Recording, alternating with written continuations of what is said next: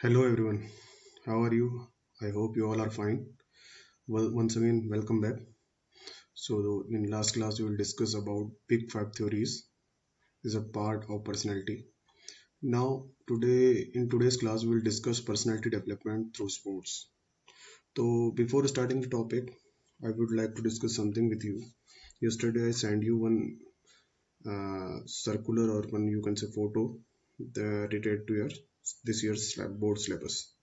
So, firstly, we will discuss this thing one more time. So first of all, Unit 1. Here I am discussing the things which are deleted from the chapters. जो चीज़ें chapter से हट गई हैं केवल उनके बारे में यहाँ पर डिस्कशन है, बाकी सब कुछ एज इट इज़ ही रहेगा. तो first thing is first unit planning in sports. Planning in sports में इंट्रामोरल एंड एक्स्ट्रामोरल ये हट गया है पूरा कंप्लीटली, इसके मीनिंग ऑब्जेक्टिव. ठीक है. एंड नेक्स्ट है आपका स्पेसिफिक स्पोर्ट्स प्रोग्राम वाला पूरा टॉपिक हट गया है. सेकंड यूनिट में कोई चीज़ नहीं है, एज इट इज़ रहेगी सेकंड यूनिट. थर्ड यूनिट की बात करें तो इसमें जो योगा एंड लाइफस्टाइल में था उसमें एक बैक पेन और उसके जो प्रिवेंटिव मेजर्स थे या प्रिवेंटिव आसन थे वो चीज़ें हट गई हैं.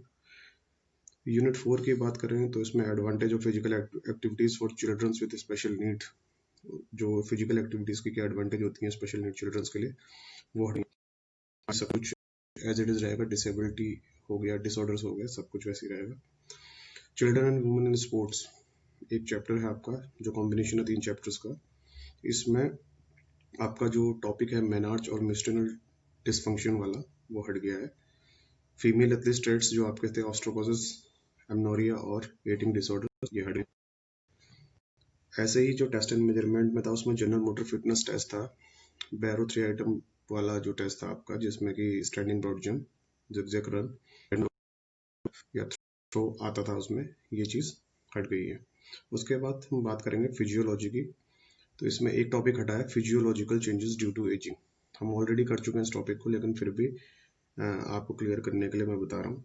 नेक्स्ट है आपका function biomechanics and sports. Biomechanics and sports में फ्रिक्शन एंड स्पोर्ट्स वाला टॉपिक हट गया है, ये भी हमने करी नहीं है बायोमैकेनिक्स, ये हम आगे करेंगे.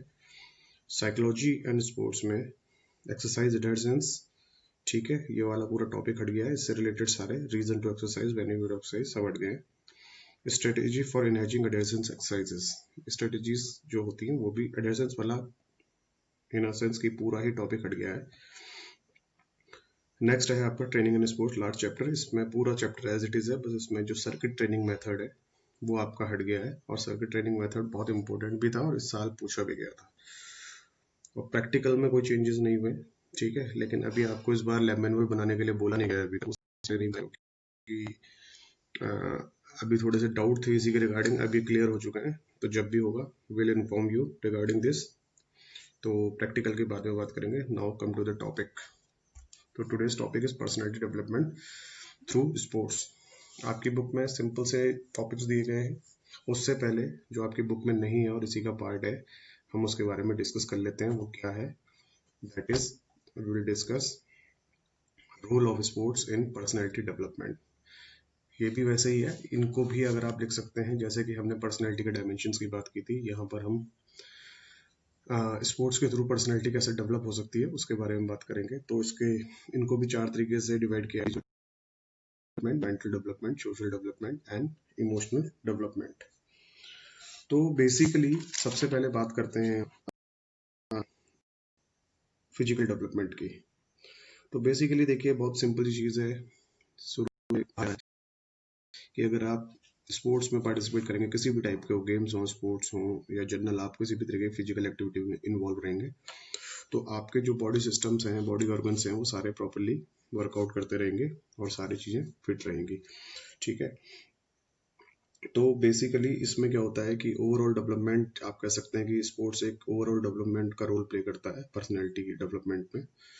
तो अगर जो स्पोर्ट्स पर्सन है या अगर आप रेगुलरली एक्टिवली किसी गेम में पार्टिसिपेट करते हैं या कोई भी गेम खेलते हैं इंजॉयमेंट के लिए एज ए प्रोफेशन या कुछ भी, तो इससे फिजिकल डेवलपमेंट होता है. क्योंकि जब भी आप खेलते कूदते हैं तो उससे क्या होता है कि आपकी जो मसल्स होती हैं, जॉइंट्स होते हैं, प्रॉपरली स्ट्रेच होते हैं, तो ग्रोथ एंड डेवलपमेंट प्रॉपरली होता है. दूसरा आपका आ जाता है मेंटल डेवलपमेंट.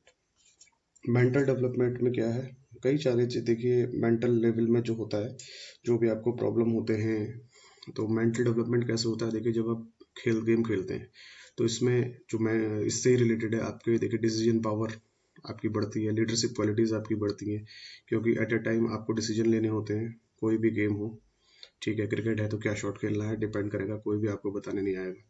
फुटबॉल है तो कब शूट करना है, कब पास करना है। तो इसी तरीके के हर गेम में कई बार आप डिसीजन मेकिंग करते हैं। ऐसी लीडरशिप की क्वालिटी है, जब आप फ्रेशर होते हैं तो आपको सीनियर्स गाइड करते हैं, जब आप सीनियर हो जाते हैं तो आप अपने जूनियर्स को गाइड करते हैं। तो इसलिए मेंटली आप इसके लिए स्ट्रांग होते हैं। और कैसे होता है कि आप जब खेल रहे होते हैं तो उसमें आप फिजिकली इन्वॉल्व होते हैं, साथ साथ आपको दिमागी तौर पे भी तैयार रहना होता है, क्योंकि हर गेम में रूल्स एंड रेगुलेशंस होते हैं। तो उन रूल्स एंड रेगुलेशन को अगर आप फॉलो नहीं करोगे तो डिस्क्वालीफाई हो जाओगे, और जो आपको रिजल्ट मिलना है एज पर एक्सपेक्टेशंस, वो रिजल्ट नहीं मिल पाएगा। नेक्स्ट है सोशल डेवलपमेंट। सोशल डेवलपमेंट की बात हम करते हैं तो सोशल डेवलपमेंट में सबसे मेन चीज़ है कि सोशली आप लोग ज़्यादा डेवलप होते हैं।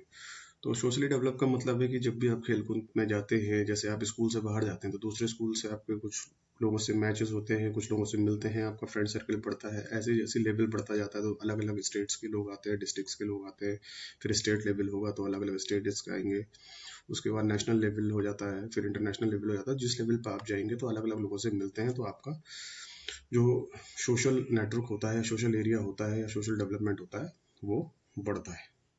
तो बेसिकली ये सारी चीज़ें जैसे कि आप समझ रहे हैं, तो ये सारी चीज़ें डेवलप होती हैं। ऐसी इमोशनल डेवलपमेंट है।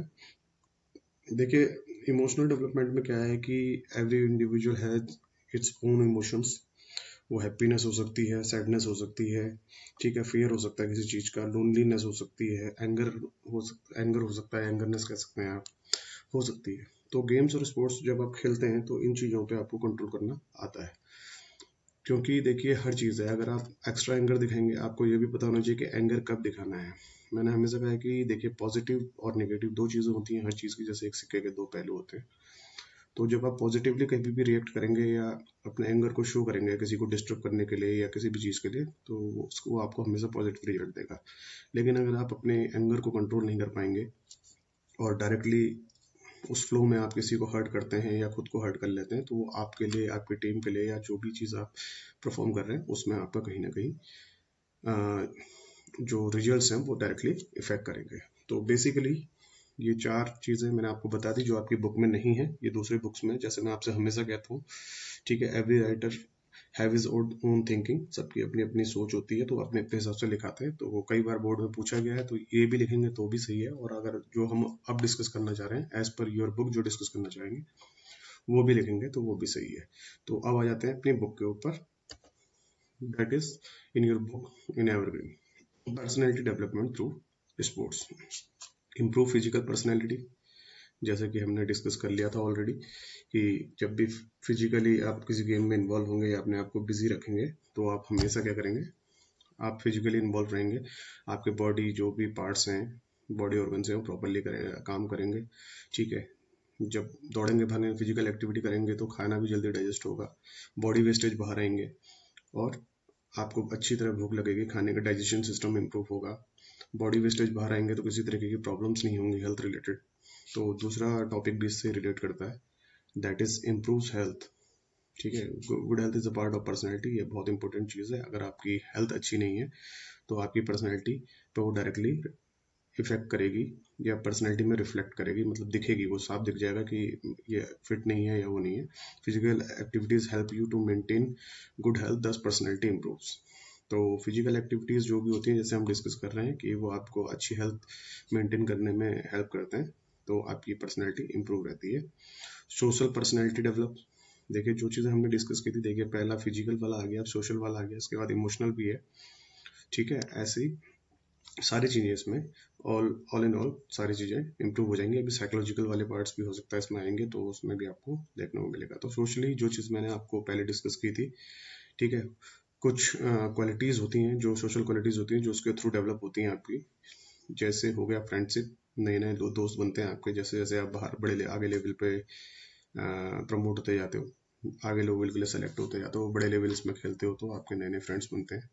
टुगेदरनेस, जो टीम होती है उससे एक बॉन्ड बन जाता है। जब भी आप एक टीम के लिए लंबे टाइम तक खेलते हैं तो एक आपका बॉन्ड बन जाता है टीम से और टीम मेंबर्स से। कॉपरेशन देखिए बहुत बार करना पड़ता है कि आपको कई बार अच्छे प्लेयर की जगह आपको चांस मिलता है, या आपको कई बार सेक्रीफाइस करके जब आपको लगता है कि टीम के बेटरमेंट के लिए तो आपको दूसरा दें, तो कॉपरेशन की एक फीलिंग इससे बढ़ती है टीम वर्क के लिए। ठीक, तो ये सारी चीज़ें इसके थ्रू आप वो करते हैं। नेक्स्ट है emotional personality improves. Emotional personality जो हमने अभी इमोशनल डेवलपमेंट में बात की थी, ठीक है, ये भी एक बहुत इंपॉर्टेंट पार्ट है। तो इमोशनल पर्सनैलिटीज़ आपकी इसके थ्रू डेवलप होती हैं। आप अपने जो भी इमोशंस होते हैं उन पर कंट्रोल करते हैं, कब उनको शो करना है, कब उनको कंट्रोल करना है, ये सारी चीज़ें आप उसका एक बैलेंस बनाते हैं, कंट्रोल करते हैं उन्हें और उनको बैलेंस करते हैं कि किस समय आपको एंगर शो करना है, किस समय आपको हैप्पीनेस शो करनी है। ठीक है, कई बार आपने देखा होगा कि स्पोर्ट्स में कई सारे वीडियोस आपको मिल जाएंगे यूट्यूब पे ही, कि लोग जो होते हैं या जो बड़े बड़े प्लेयर भी होते हैं वो सेलिब्रेट कर देते हैं, बट रिजल्ट वैसा नहीं होता है। तो बाद में उनको बड़ा सा अजीब सा हेजिटेट या फील होता है, या बड़ा अजीब सा फील होता है। तो पहले जब तक क्लियर ना हो जाए कोई भी चीज़, तब तक ना उसको सेलिब्रेट करना है, ठीक है, ना उसके लिए कुछ फील करना है अगर कुछ गलत हो जाता है, तो जब तक फाइनल डिसीजन ना आ जाए। Improve physiological behaviour, sorry psychological behaviour. Psychological behaviour ये आपकी आ गई, आप मेंटल वाली बात कहेंगे, क्योंकि साइकोलॉजी मैंने आपको बताया था जब हमने चैप्टर स्टार्ट किया था कि it is a study of human behaviour. तो मेंटली आप कैसे हैं, इसमें सारी चीज़ें आपकी positive behaviour, attitude, thoughts, ideas, response, ये सारी चीज़ें इसमें आएंगी। नेक्स्ट है इम्प्रूव सेल्फ स्टीम। ठीक है, सेल्फ स्टीम जो होती है अपनी एक, कह सकते हैं कि आपका एक जो आत्मसम्मान होता है, ठीक है, वो स्पोर्ट्स के थ्रू आप कर सकते हैं। जरूरी नहीं है कि सब लोग, सारे ही लोग पढ़ने में अच्छे हों, सारे लोग खेलने में अच्छे हों, कोई ना कोई क्वालिटी हर किसी के पास एक स्पेशल क्वालिटी होती है, बस उसको पहचानने और उस पर वर्कआउट करने की ज़रूरत होती है। तो ये से सेल्फ स्टीम इम्प्रूव होती है। रिलीफ फ्रॉम स्ट्रेस, अब स्पोर्ट्स के थ्रू पहले जो जैसे आपके ही स्कूल में स्पोर्ट्स पीरियड होता है, जब भी होता है तो आपको कुछ ना कुछ किसी भी तरीके से तो आपको फ्री होते हैं, आप उस समय आप खेलने के लिए फ्री होते हैं, आप अपने साथ वालों के संग, कोई आपकी मॉनिटरिंग नहीं होती, सिंपल आप ग्राउंड पे होते हैं, कोचेज होते हैं, आपको हेल्प कर रहे होते हैं, तो एक तरीके से आप स्ट्रेस फ्री होते हैं उस टाइम पे, आपको स्ट्रेस से थोड़ा सा फ्रीडम मिल जाती है, या कह सकते हैं कि स्ट्रेस फ्री हो जाते हैं उतने के लिए। Improves management skill. Management skill, चीज़ों को मैनेज करना, जैसे कि एक लीडर की लीडरशिप क्वालिटीज़ आप इसे कह सकते हैं कि लीडरशिप क्वालिटी का पार्ट है। ठीक है, तो जैसे हम बात करते हैं कि आप अगर सीनियर प्लेयर है तो सीनियर प्लेयर को एक परफॉर्मेंस के साथ साथ उस पर बहुत सारी रिस्पॉन्सिबिलिटी होती है, उसको टीम मेंबर्स को भी देखना होता है, कैसे उनको मैनेज करना है, किस प्लेयर को कहाँ पर खिलाना है, तो उनको सारा कुछ अपना मैच पे ही फोकस करना है, स्ट्रेटेजी भी बनानी है, अपना परफॉर्म भी करना है और सारी चीज़ों को हैंडल करना होता है। अब बीइंग अ कैप्टन आप देख लो, हमेशा सीनियर प्लेयर्स को इसीलिए कैप्टन बनाया जाता है क्योंकि उन पर एक एक्सपीरियंस होता है। ठीक है, उनको पता होता है कि किस प्लेयर को किस तरीके से यूज़ करना है, किस समय प्लेयर को गाइड करना है, किस समय कौन से स्किल शो करने हैं, क्या करना है, कैसे इमोशन शो करने हैं। नेक्स्ट है हमारा डेवलप क्रिएटिविटी। इनके थ्रू आपने देखा होगा जब आप लोग खेलना शुरू करते हैं, तो जब आप एक गेम में अच्छा कमांड हो जाती है आपकी, तो आप नई नई शॉट्स और नई नई ट्रिक्स को या स्किल्स को इम्प्लीमेंट करना शुरू कर देते हैं, तो that is a part of creativity. ठीक है, तो नेक्स्ट है आपका inculcate moral values. Moral values game start होने से लेकर एंड होने तक सारी चीज़ें आपकी मोरल वैल्यूज़ के अंडर में आती हैं। जैसे कि जब स्टार्ट होते हैं तो ग्राउंड में एंट्री कैसे करनी है, कोई चीफ गेस्ट है तो उससे चीफ गेस्ट आता है, अगर आप एज ए स्टूडेंट हैं, कोई सीनियर चीफ गेस्ट है तो आप उसके फीट टच करते हैं, कोई अगर आप बड़े लेवल पे हैं तो उससे हैंडशेक करते हैं। तो ये सारी एक बहुत अच्छी चीज़ें हैं कि आप मोरल वैल्यूज़ किसको कैसे ट्रीट करना है। बाद में अगर अवार्ड मिल जाता है तो आपको कैसे करना है, जीतने के बाद दूसरे प्लेयर से हार जाए चाहे जीत जाए, शेक हैंड करना होता है, स्पोर्ट्समैनशिप शो करना होता है। तो बेसिकली ये सारी चीज़ें पार्ट हैं। जब हमने कहा था कि डिफरेंट ट्रेट्स ऑफ पर्सनैलिटी, तो ये सारी चीज़ें पर्सनैलिटी के पार्ट हैं। तो लेकिन स्पोर्ट्स के थ्रू आप देख रहे हैं कहीं ना कहीं आप इनमें या आपका इम्प्रूवमेंट होता है, या कहीं ना कहीं आपकी पर्सनैलिटी को डेवलप करने में ये हेल्प करते हैं।